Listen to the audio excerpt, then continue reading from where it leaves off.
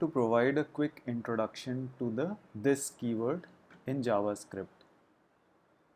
It's actually a bit confusing when you are starting out with JavaScript, and I mean most of the blogs or tutorials I've seen, they are actually confusing more than clearing this concept.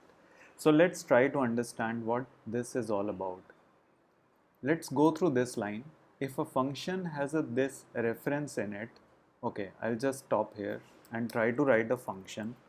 Let's say I have a simple function in JavaScript, and what I'm saying is let's console log this.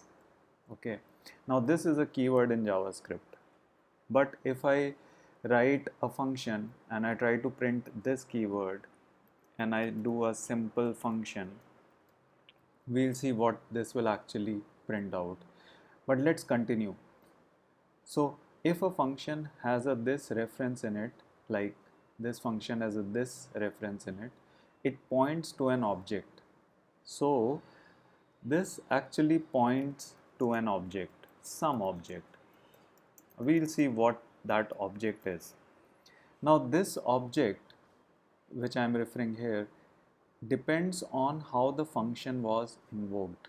This is interesting part, and this is the crux of understanding this keyword.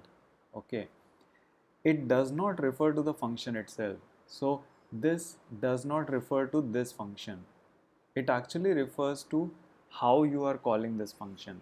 Now if I'm calling simple function, I'm just invoking this here by itself, then this actually refers to global the global reference or the global object, you can say.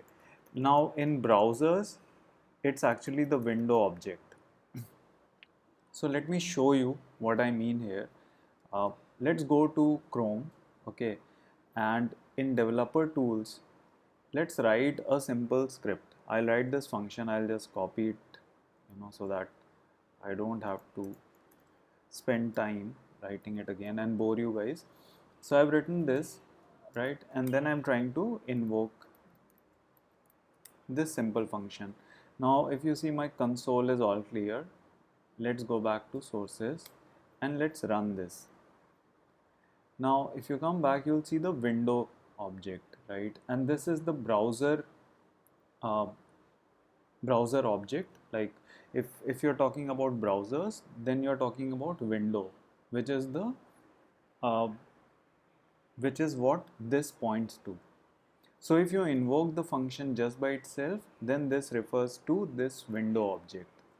Okay, but what happens if you have some object? Let's say I create an object 1, and it's a very simple object. I have a function, okay, let's say test function, and that function is actually simple function. I mean, it actually points to this function, okay, and then I have, say, some variables, some other key value pairs, let's say name and let's say age, 22. Now what happens if I do object1 dot test function? Cool. Now if I run this, and this test function will actually run the simple function, and then it will print out this. So let's see what happens if I do this. So I'll just copy this piece, I'll go back, right, and let's clear the console first so we don't have any surprises, and let's do this object1. Let's remove this call, and let's say we have object1 and then we are calling test function using this object1. Now if I go ahead and run this, let's see what happens here in console. So now I am getting the entire object, right? This whole object that I created, object1, that is getting printed here.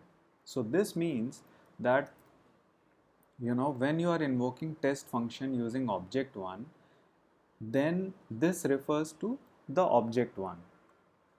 Cool. So we have seen two scenarios. One is like if you are invoking it by itself, one is like if you are invoking it from an object. There are a couple of more scenarios, but I don't want to talk about those scenarios in this video, as I want you to have a good understanding of these two scenarios first.